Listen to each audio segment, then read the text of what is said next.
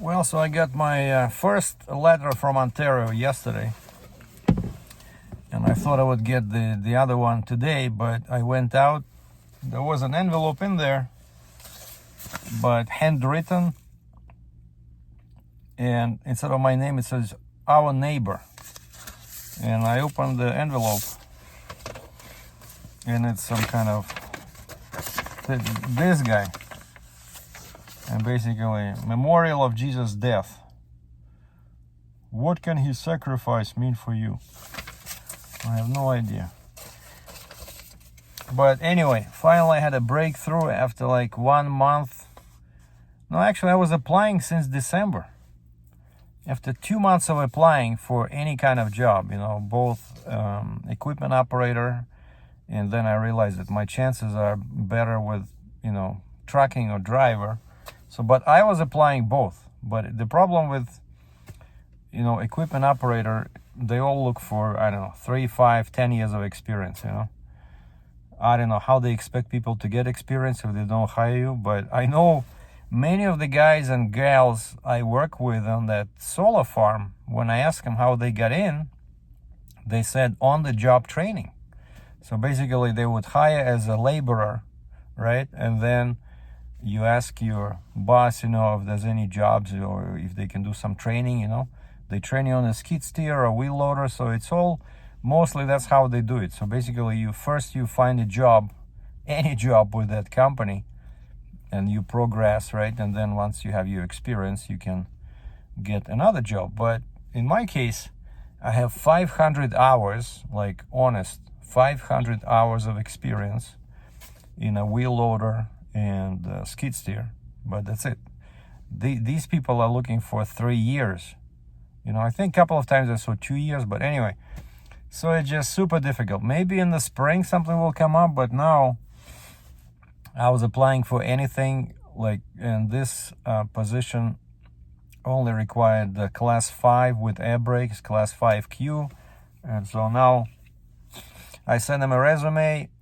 2 weeks ago, finally they sent me a message, again using the same online platform where I applied. And the guy says, please give me a call, we'll do a quick phone interview. So we did that this morning, and then he invited me for in-person interview. I came in, and he showed me the facility. Very nice gentleman. Basically, it's a rental company, a rental equipment, and they don't have big pieces, but they do have some, mini excavators, lots of those aerial platforms, some scaffolding, smaller machines, and I thought he had a fleet of trucks, but he has two Freightliner straight trucks, tilt and load with a long bed like 23 feet long or something.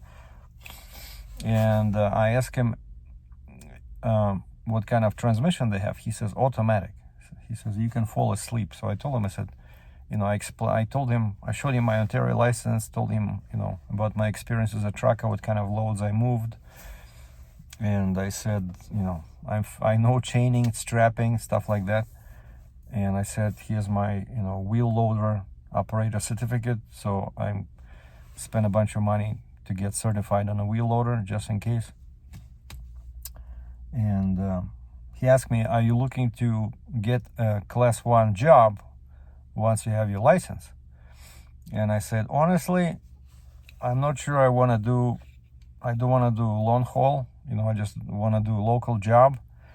And I said, the major reason why I'm doing this, tomorrow, by the way, I'm going for a medical, finally. The major reason why I'm doing this, trying to get class 1 back, is because as per Ontario rules, you have 12 months to get back your license.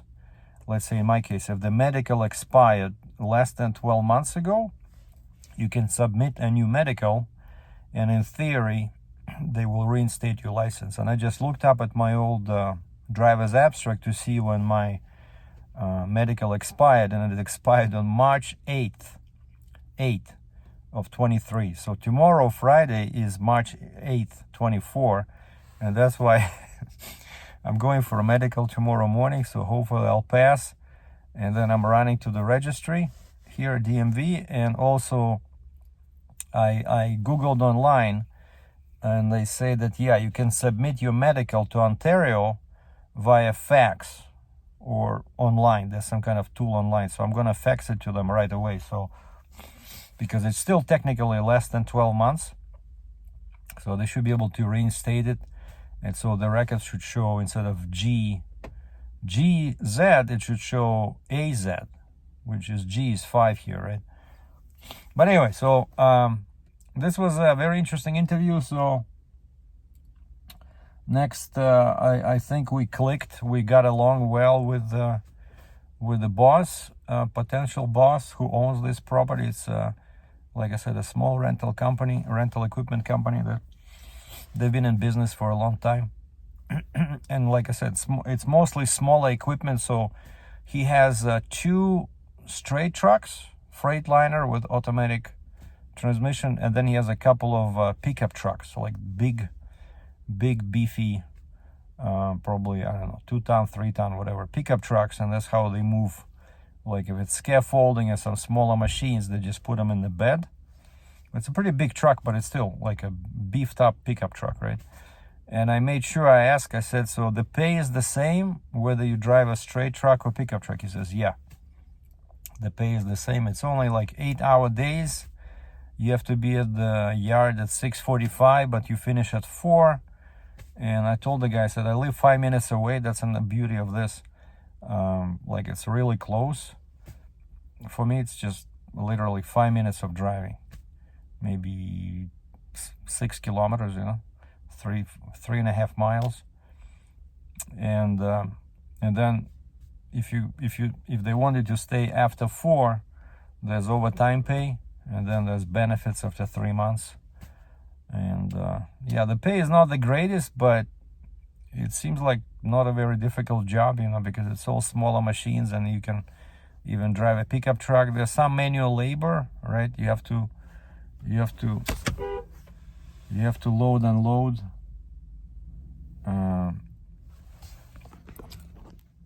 You have to load and load, let's say, that scaffolding, right? So you have to hand bomb it, right? But other machines, they're gonna use like a forklift or something, right, to load you on. And then they have a bunch of these aerial platforms.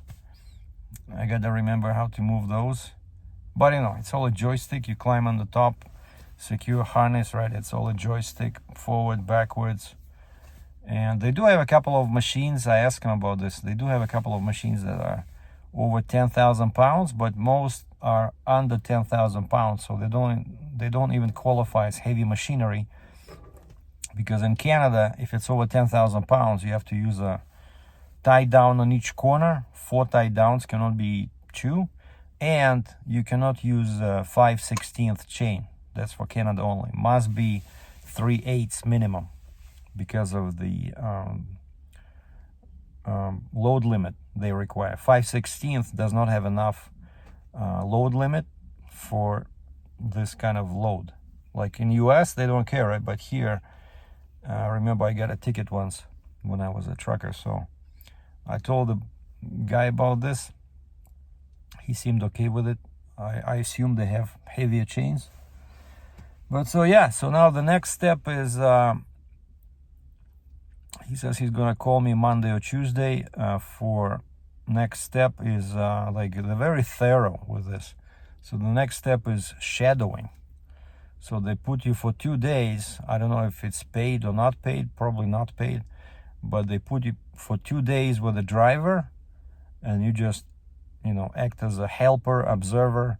So you're shadowing one of their workers, right? Just to see what the job is all about. And the good thing is that he said mostly it's a curbside delivery.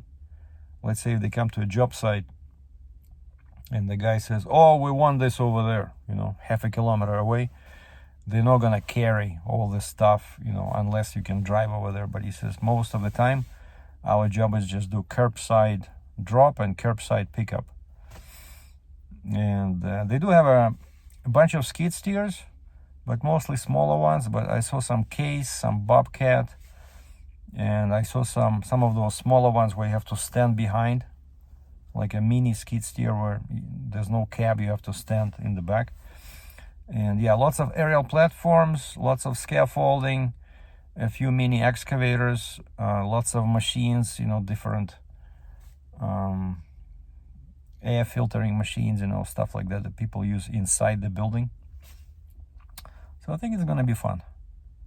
And I guess he liked that I live close by, that I said, if you need me, I don't know, on the weekend sometime, I can come in.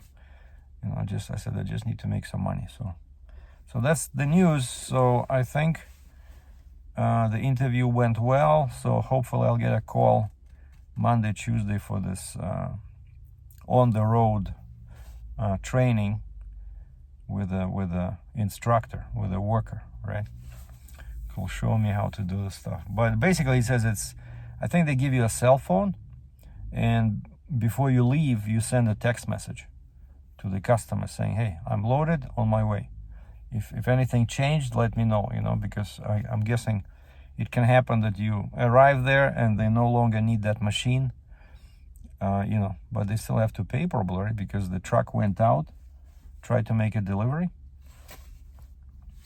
So anyway, that's what happened. So now I'm just gonna go grab, it's now 12 o'clock noon. Just gonna grab a lunch and then see if I can make a couple of bucks with Uber and DoorDash. Stay tuned.